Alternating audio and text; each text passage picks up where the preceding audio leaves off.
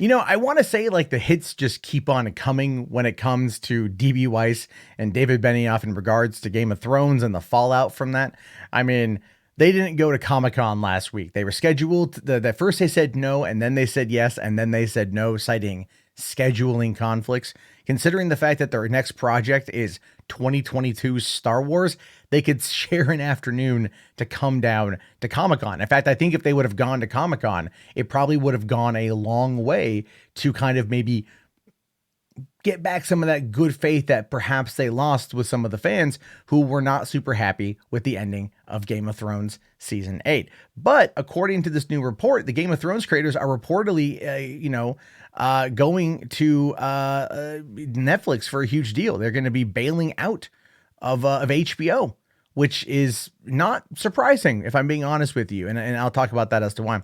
So it says here, according to the Hollywood Reporter, they are inching closer to a new overall deal elsewhere as they continue to take meetings across town and narrow the field for their new home. Sources say that Benioff and Weiss have had meetings for a sizable deal with Amazon Studios, Netflix, and more recently, Disney FX.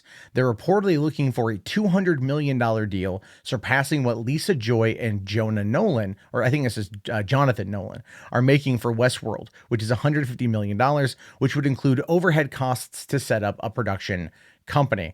Now, I had to guess. I know the article here says leaving for Netflix, but it probably is going to be Netflix over Amazon. Amazon, while they've got all the money in the world right now, they're also over encumbered with potential shows. So you got The Boys opening this week, which I hear is really good. Carnival Row opening at the end of the month, at the end of next month. You've got Lord of the Rings, which they've now announced their first cast member for. They've got the Wheel of Time series. They've got Dark Tower, which is filming right now. Never mind The Marvelous Miss Maisel and a lot of their other shows. Jeff Bezos wants Game of Thrones, but he also is going to spend $1 billion on Lord of the Rings. So I think even though right now they might have had deals with Benioff and Weiss, they might try to undercut them because of the response to Game of Thrones season 8. And that kind of feels the Amazon approach, in my personal opinion.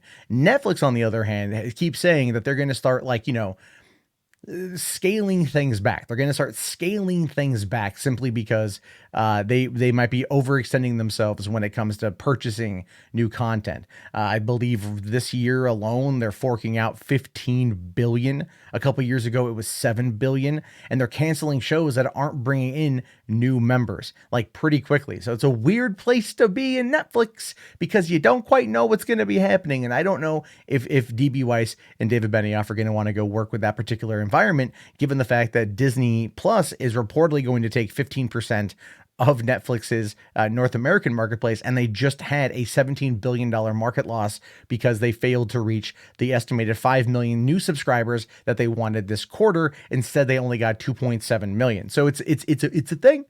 But Disney FX, I don't know about that one, if I'm being honest with you.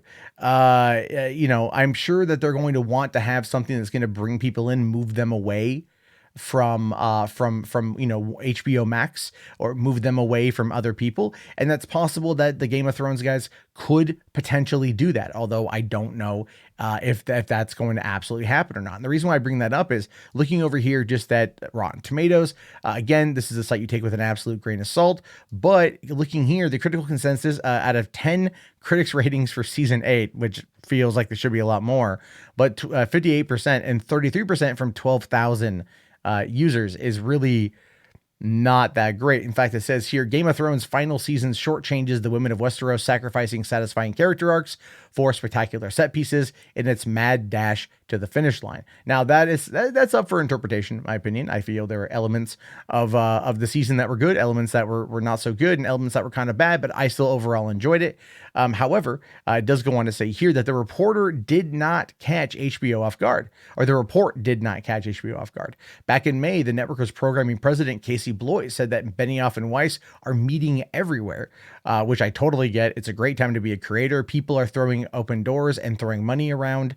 Left unsaid is what it means for Confederate, but based upon the alt history drama of the South seceding from the Union, it should remain unsaid forever. And the thing is, though, an alt history series like that, I don't think is going to take off. Not in today's world. Not at HBO.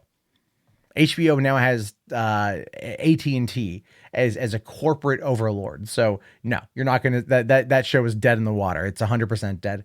The Backlash a couple years ago killed it. If not, it would have already been in pre-production and probably aiming to come out either later this year or early next year, following on the heels of Game of Thrones, and they simply walked away from it. I think maybe a little bit better off. However, DB Weiss and David Benioff here are still in a good position, right? There's still enough goodwill left in Hollywood based upon the success of Game of Thrones, good or bad. People are talking about it, and that clout goes a long way in the entertainment industry. So if they do get a $200 million deal at Netflix, which does seem to be probably the most likely, considering the fact, like I said before, Amazon's got Lord of the Rings and all those other books adaptations. And obviously, Netflix is looking to bring in more people that they're going to lose once Disney Plus happens. I don't know if DB Weiss and David Benioff are going to be the ones to do it.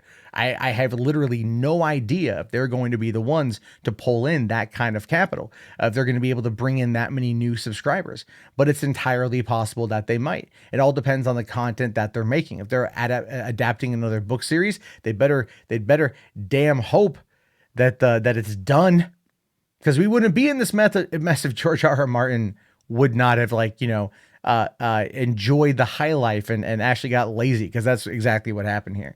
So I'll be curious to see where things go. I'm curious to know what you guys have to say about this. Do you feel that this is going to be a good thing, a bad thing? Do you think Star Wars is going to suffer as a result of this, or do you think it may be already in jeopardy if they've got the planned trilogy?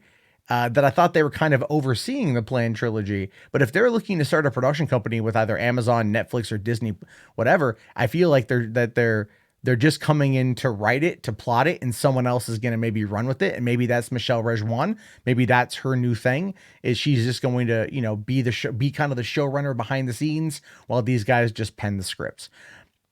I don't know.